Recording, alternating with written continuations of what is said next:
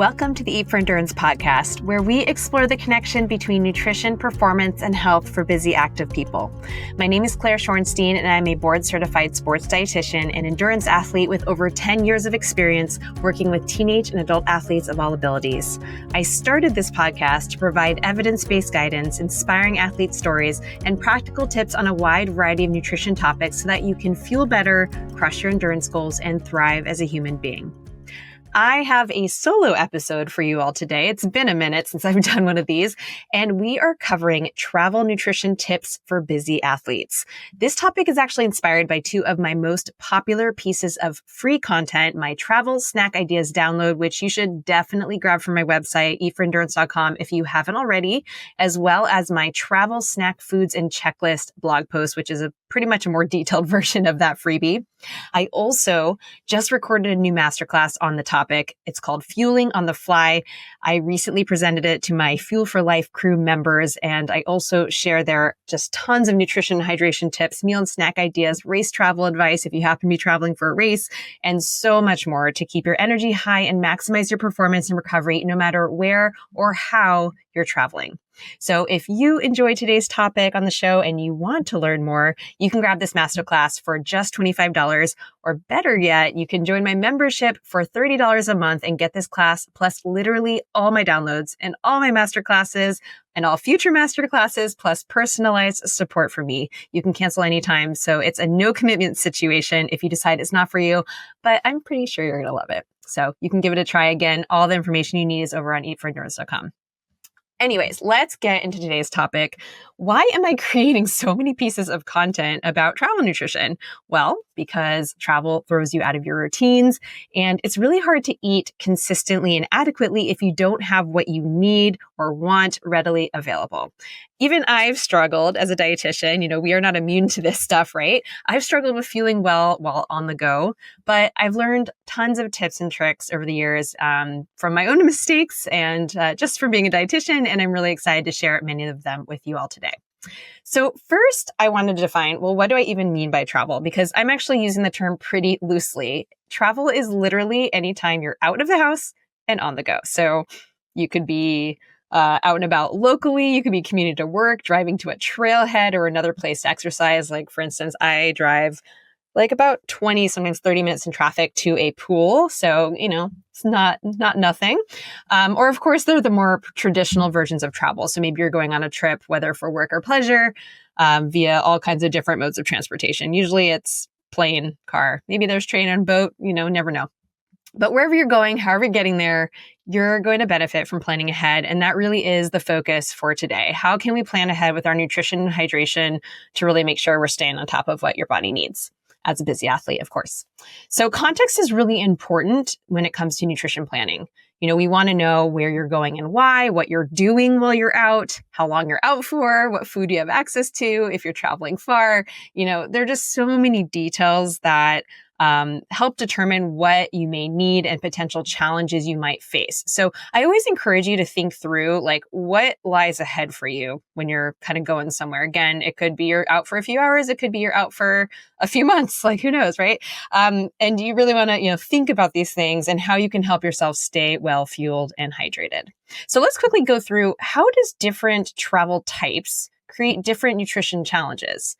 So for instance, if you're on the go locally, maybe you're taking care of family members. So for me, it might be my children, or maybe you have specific tasks. You're running errands. Maybe you're going to doctor's appointments or whatever else. Whatever you might be doing, I think it's really easy to get distracted or not eat when you're supposed to. So that's kind of local on the go stuff. For work travel, maybe you have really long days. Maybe you're eating on someone else's schedule. You may have less choice with food since you're not cooking. Maybe you don't have time to train as much as you want to, or you're training at different times. So there are just lots of challenges there. And again, it will depend on your specific circumstance, but these are some common things I see. With vacations, depending on where you are and what you're doing, and if you're in a hotel or a condo, we might see you eating regularly or not. You might indulge more or not. You may have a set schedule or not. So, there's really a lot up in the air, and there's so many variations of this with vacation and with all kinds of travel. But again, these are some of the things we want to start thinking about. And lastly, if you're traveling for a race, and this happens all the time with people, you really have to consider carb loading, right? So you're usually traveling within a window where you need to be getting more carbs in. We might see some like less flexibility with food choices because you might want something really specific. So you are not really wanting to try all the, fun things that might be available wherever you're at. You really want to kind of stick to your usual stuff. You might be worried about GI issues or, getting sick or whatever, right? And of course, you have your performance goals in mind. So there's a little bit more pressure there to kind of stick to a plan. Assuming you have a plan. I hope you do. So with all these things, the common themes really are just not being on your usual schedule, possible disruptions to sleep or training, distraction. So whether that's doing something fun or not, and perhaps there's like limited or at least different food access, right? So in my work with clients, I've really observed that most problems happen when with travel nutrition, excuse me, when we're less reactive instead of proactive. So here's some of the common things I see happening. First, I see a lot of skipped meals and snacks, or at least inconsistent or inadequate intake. Often people are figuring, oh, I'll just figure it out while I'm out, or I'll get something when I get there. And sometimes that does work just fine, but sometimes it really doesn't. So I really encourage you to think ahead. Second, we see a lot more convenience or fast foods in certain situations. And don't get me wrong, these foods have a time and a place, and I'd much rather eat these things than nothing, obviously. But eating a lot of it, maybe it doesn't feel so good. So check in with your body and see, what you can do to feel your best. Third, maybe you're not getting in as many fruits and vegetables if you're, say, like stopping at gas stations for snacks or fast food joints, or maybe you're traveling somewhere where you have to be extra cautious about what fruits and veggies you can eat, right? So that leads me to the next one. GI issues are not uncommon when it comes to travel. And this is more in the like traditional sense of travel, like you're going further and for longer, right? So maybe you're constipated from reduced fiber intake or eating unfamiliar foods or being in the air or whatever else. You might have the opposite issue. Maybe you have loose stools, like whatever is going on, GI issues often crop up here. Number 5, if you are training while you're away, it's so important to pack what you need so that you keep feeling good and having fun. And this is somewhere I think a lot of people kind of remember, oh, yes, I need to bring my running shoes, or I need to bring my sports gear, my sports bra, whatever. But they neglect to bring their sports nutrition or handheld to carry water or whatever else they might need. And again, like, is it the end of the world? Like, maybe it isn't if you can grab stuff while you're out, or make do with just a normal water bottle that you carry or whatever. But if you really want to have exactly what you want and need, and especially if you're training for an event, then we need to put a little more thought in this. And then lastly, if you're traveling for a race, not only should you have a clear fueling plan for the race itself, but also for the days leading up to it while you're gone. So again, this is an area where sometimes I see things go awry, that really it just doesn't have to be that way. Before I go any further, because I know I'm sounding all doom and gloom about all the things that can go wrong, I just want to point out that travel can, of course, be such an enriching and amazing experience from a nutrition and fitness perspective. So whether you're exploring new foods or new trails, or, unplugging and just whatever, there's just so much positive stuff that can come out of travel, especially if you're on vacation. So the message of today's episode and of all my other content about this is definitely not that I want you to be obsessively planning every single food you're going to eat for every single moment. Like, absolutely not. It's really just that I want you to consider, like, okay, what is your specific travel situation? What types of things work well for you and what don't? And just making sure that you're not stuck without what you need. And some people might need more than others. So really taking into account like your own individual needs and personality type and whatever, right? Like, I have people who absolutely hate meal prepping and planning. And maybe those people are going to do a little bit less than, say, someone like myself, where I'm like, I like to have lots of things and prep lots of things. So, just the message I want to send there. So really the goal of all of this is to find a place that works for you between the two extremes of being overly rigid and controlling and being overly flexible and not staying on top of what your body needs. Because both those extremes, we don't like extremes here, right? You guys have been with me long enough to know that. So now that we've set the stage, because you guys all know that I love to set the stage with my podcast, let's get into the details. So fueling your body well, it really starts with the basics when it comes to travel nutrition. I really want you guys to think about, okay, consistent food intake, which often really means snacks between meals. You're not going more than 3 to 4 hours without eating. So that's what we're going to focus on. Steady hydration, not saving it to the end of the day, and realistic planning. Keyword being realistic. So let's start with snacks. When you're creating a snack, I always want you to include a carbohydrate. And if you're not about to exercise, then you also want to add some protein and or fat. You can also include some fiber if you're having like fruit or veg or nuts or seeds or that kind of stuff. This really is to add staying power to your snack and also to help you meet your needs for the day. With hydration, it's just really easy to fall behind. You really, like whether you're just distracted or maybe it's really hot where you are and you're sweating more or whatever else, you really don't want to be playing catch up and chugging fluids at the end of the day and then getting up a million times to pee. That's no fun for anybody. So do try to drink consistently throughout the day if you can. Remember, it does not need to be plain water. Maybe you don't even want it to be plain water. Now, you don't need to drink electrolytes 24/7, but there are lots of things you can drink to hydrate. So just remember that. And then lastly, thinking ahead. I know I've mentioned this already, but again, think about what can you predict in your schedule? Can you bring maybe an emergency snack in case something unpredictable happens, like a flight delay, or you get caught out and about longer than you thought? So really just please don't leave this stuff to chance. At a bare minimum, just bring 1 or 2 small snacks for yourself. I literally have these conversations with clients, I swear to God, every single day. So this is something that everyone needs help with. I need help with it too sometimes. So yeah, don't leave this stuff to chance. In my travel snack ideas freebie and also in my blog post, and also, of course, my masterclass, you'll find lists of some of my favorite non-perishable and perishable snack options. I go over my most frequent recommendations in my masterclass, Fueling on the Fly. I kind of go through all those and how you can kind of cobble together a meal from different snacks if you need to. So definitely go check those out. I'm not going to talk about those here because they're just too many foods to list out, and no one wants to sit here just hear a list of foods, I think. But I do want to talk about specific strategies for different forms of travel, because I think that might be helpful. So let's start with the short local travel. So again, maybe you're out and about around town, running errands, whatever. Maybe you have social stuff going on. For me, it's like the constant kid birthday parties or whatever else. So, I want you to think about this for a minute. How often have you gone out to do whatever, various things?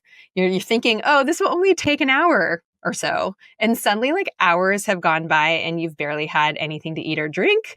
Maybe it's a doctor appointment because it ran late, or this one happens to me even still. I try to bring a snack. I'm a little bit better now, but I will go to Costco and just like with the delusional thought, oh yeah, this will be quick. I love Costco. I will go in there and just like look at all the things. I love shopping, food shopping and all that kind of stuff. I don't love regular shopping, but food shopping, yes. But yeah, so I will look at all the things and I'll be like, oh, I only need one thing. And I'll go in there and I'll be like, this will just be 20 minutes. And like, I swear to God, an hour and a half later, I'll be quite hungry. Yeah. So, really even short local travel can really derail fueling if you're unprepared. So this is really the mindset shift that most of us need to make, just planning ahead. I know I've said that phrase like, I don't know, 6 times by now, probably more. But I have to keep repeating it because so many people just don't do this. A few simple snacks in your car or your bag, it can go such a long way, especially if if you have just worked out or you have a lot of errands. And of course, if you're a busy, active person, you need more energy, just generally speaking. So you have higher energy demands that we have to meet. So highly recommend. If I am exercising somewhere away from home, I mentioned the pool. So like, for instance, let's say I go do a swim workout. Let's say I'm going grocery shopping afterwards. I always bring a snack or a meal to have afterwards, like in the car before I do my food shopping. And for me, often what this looks like, because it's just so easy, is a yogurt bowl all mixed up, ready to go with granola and fruit and nuts in a Tupperware. And because I'm only like, it's sitting out for like an hour or two, I don't need to put it in a cooler. You just, leave it. It's fine. There are so many options, though, when it comes to creating meals and snacks from, a combo of shelf-stable or perishable foods. Often people can buy these things when you're out. So you can absolutely go and buy food. Again, I'm not saying you must meal prep. But you can also bring it with you if you just want to have the thing you love with you, and it saves time and money and all that. So that's always an option. All right, so next let's talk about road trips, or really anytime you're in the car for more than an hour or two. It's really helpful at a minimum to have some shelf-stable snacks that you like always keep in the car, in the glove box, or wherever you store things. So you can just grab something quick without stopping if you get hungry or if you get stuck in traffic. if you do keep snacks in the car, please just remember that certain things melt and get gross in the summer. So choose your snacks wisely. Maybe those like chocolate-based bars are not going to be holding up so well. For longer trips, I do usually bring a cooler of some kind. First, because cold drinks are lovely. Always love a cold seltzer while driving or something along those lines. And also because perishable snacks just give you so many more options and more flexibility. And of course, you can bring meals if you don't want to stop. Again, maybe you're hitting traffic or things just take longer than expected, or maybe you just don't like food options on your route. If you have dietary restrictions, this is where bringing things with you becomes even more crucial because you have fewer options than other people. Or maybe you have places in mind that you want to stop. And of course, that's totally fine. If you're on a road trip and you're like, I love this restaurant, or this restaurant looks cool, or we'll just, I'm sure there'll be restaurants along the way and you find one, that's totally fine. So just make sure they're open. Just make sure they have options you can eat. That's important. And lastly, please don't drink less to stop less. Also, we don't want to wear a diaper.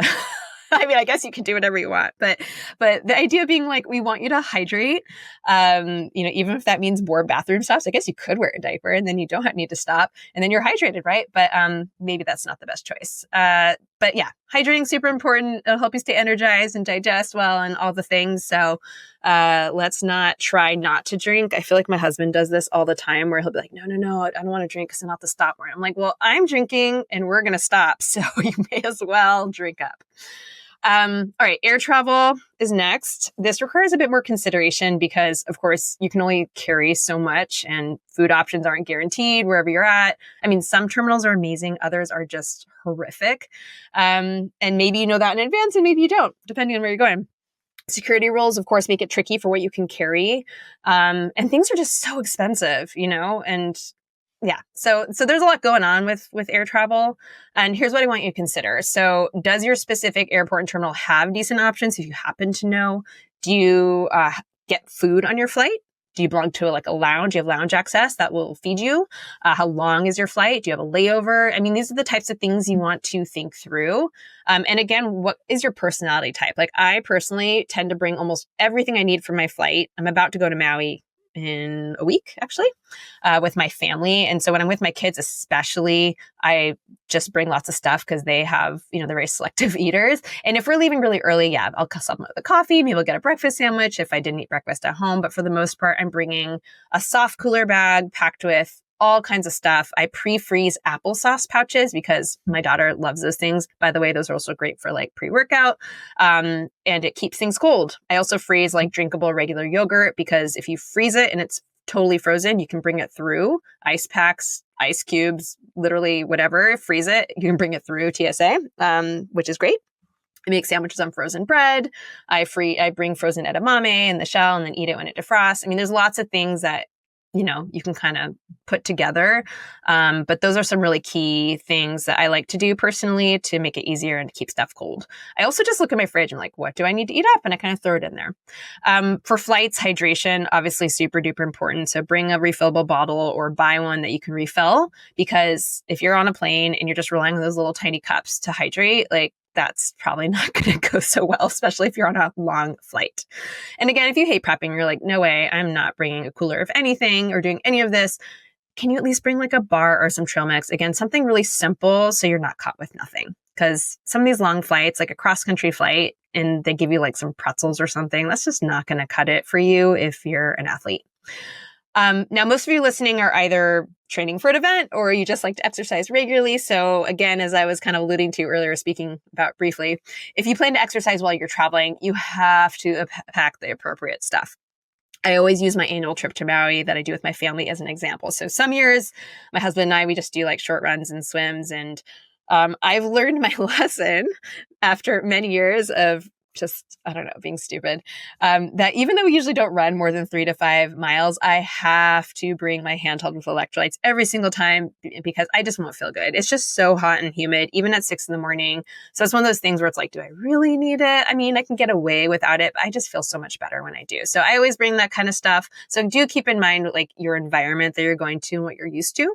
Other years, we do a longer adventure. We love to go up to the summit of Haleakala. It's 10,000 feet, I think. Run across into the crater, and it gets super duper hot, super exposed. There's pretty much no one around, so you really have to bring everything you need in terms of hydration and fuel, and pack that stuff in advance. So yeah, so always think about like, what kinds of adventures do you want to do? And, just come prepared, because again, maybe you can buy some of this stuff, and on Maui, like I definitely wouldn't be able to get everything I would need there. So I always pack extra stuff just in case I feel inspired. It doesn't take too much to throw some packets of gels and electrolytes and all that in your bag. Also, if you're in a hotel, it may not be as easy to, fix yourself a quick pre or post workout meal or snack. So this is where some energy bars or other easy options may be handy. And of course, you can pick those up at a local store. But I personally prefer to take some with me because it's usually cheaper. And then I know exactly what I tolerate and prefer is with me. All right. So let's chat about traveling to a race. So maybe you're driving or you're flying, but either way, like race travel, that just adds an extra layer of complexity to an already somewhat stressful time for many people. So please don't wait until you arrive to think about nutrition. And I'm not just talking about race day nutrition, which hopefully, if you're listening to this podcast and you've been a listener for a while, like hopefully you've had a plan and you're working through all this stuff. But I mean, really like the days leading up to it. So a lot of people will have a clear plan for race day, but they're not really fully thinking through the days leading up to it. And that's also really important. So control what you can, pack trusted fuel, know your plan, research where you plan to eat, or if you are planning to cook for yourself, if you have a kitchen, so that you can keep race day or race week, however you want to think about it, stress as low as possible. Now on your travel day, so this is really where this is relevant to what we're talking about here. So that's usually within, I'd say, I guess sometimes 1, but usually 2 to 4 days of an event, if not sooner. So it's really in that carb loading window. And that means on your travel day, you really need to have your carb loading foods with you. And that really is, when I'm talking about traveling for a race, this is one of the main messages that I want to send here is, you need to plan this out. If you're trying to get hundreds of grams of carbohydrate into your body, which you should be if you're running anything over 90 minutes, by the way, for an event, then, of course, it's body weight based. But if you're getting a lot of carbs in your body, it really does take planning to make that happen. And you have to be prepared. You cannot, especially if you're flying cross country or something like that, you can't just assume, oh, I'll just eat pretzels on the plane and it'll all be fine. You need to have a little bit more of a plan in place. So don't assume that you can find everything you need while you're out and about. I would pack the stuff so you really stay on top of it. And then once you get there, if you do have a kitchen, go grocery shopping, get what you need. If you're in a hotel, make sure you've already researched restaurant options or get food delivery, make a reservation if needed, if you happen to be in a big city where there's a big event. Many hotels have microwaves and mini fridges. And so kind of you can call in advance and find that kind of stuff out and figure out what you need to bring and what you need to buy and all that to make sure you have the foods that are familiar to you and comfortable, and so that you can carry out your nutrition plan. All right. And then for specifics of what to eat the day before and during the carb load, both my carb loading mini guide as well as my blog post, they have tons of details that you can reference. You can also check out my masterclass, Race Ready. That walks you through everything you need to know about creating your own race nutrition plan and also how to handle race week. So I have tons of resources for all this stuff. My blog really is where it's at when it comes to just all the sports nutrition topics that you can kind of read through if you'd like. And then lastly, my free race day fueling plan templates. Those are really helpful with all this planning ahead. It kind of prompts you to write certain things down and just start thinking about things. Again, you can download those from my website, eatforendurance.com, if you haven't already. The last thing I want to cover is right before and after travel. So and I want to address this because in my client work, I often see people struggle with food options in the days before and after a trip. Maybe they don't want to buy tons of groceries before they go. Understandable. You don't want to waste food. And of course, when they get back, there's not much around. And so reentry can be really tough. And so often I see people's food logs. I was like, what's going on? What are you eating? And they're like, oh gosh, I didn't have time and work was busy and this and that. So the solution to this really is not that complicated. Just again, planning in advance by strategically stocking your fridge and freezer and pantry with longer lasting perishable food as well as non-perishable items. So this is something that's really helpful year round. And even if you're not going anywhere, because that way you can always throw together balanced meals and snacks in between your grocery hauls. All right. Now in my travel freebie, I have checklists that you can print out for your fridge, freezer, and pantry. pantry. So definitely go check those out. They're super handy and very, very, very detailed. So for the fridge, the idea really is that you have longer lasting perishable items that will be good to go when you get back. Obviously, if you're gone a really long time, then some of these things may not last, but most of these things do keep for a decent amount of time. So I'm thinking things like eggs and yogurt and longer lasting veg and fruit, etc. Those are the types of things that you'll find on this list. Again, the long list is on my freebie and on my blog and in the masterclass. And the freezer, that's like really the workhorse here. That's where you can store so many different things. I mean, you can pretty much freeze almost everything. And that will really get you through tough times on the grocery front or just when you're super busy. So options really are endless here. I mean, you can even freeze like sticks of butter and grains and all the kinds of stuff. So leftovers are great here. You can stock up on raw or cooked proteins, convenience meals when, you're really tired from getting back from travel. You can quickly reheat. I love storing cooked rice or other grains, tons of bread products, that kind of stuff. And then lastly, the pantry is where you'll keep a variety of dried, canned, and packaged goods. Again, I have a whole list of all kinds of things just to kind of give you ideas and check, what do I have? I know a lot of this stuff probably seems really obvious. And maybe for some people, you're like, duh, Claire, obviously I have all these things. But honestly, I've been working with clients for over 10 years now, and you'd be surprised just how many people don't have a lot of basics available. So I do think it's handy to kind of just download these lists, check it out, see what you have, see what you need, do a little, assessment of your own kitchen. And also I give a lot of ideas for how to mix all these foods together from these places to create really balanced, great meals for you. So yeah, go check it out. That's really what I have for you guys today. We're keeping it really short and sweet. Of course, again, you can check out all my other resources that I mentioned if you haven't already. My Fueling on the Fly Masterclass really goes into all that I talked about in even more detail if you'd like to learn more. Again, it's only $25. Or if you join Fuel for Life Crew, it's included along with all the other things I give. Kind of a no-brainer to join the membership. But I really hope this helps. I hope you all have safe and fun travel adventures for the rest of the summer. And before we wrap up, I just want to ask a quick favor. If you are enjoying the show and all the free content I produce, please consider leaving a 5-star rating and review wherever you listen and sharing your favorite episode with a friend. And also don't forget to hit follow or subscribe so you don't miss an episode. Thank you guys so much. I hope you all have a wonderful 4th of July holiday weekend. I will see you all next time.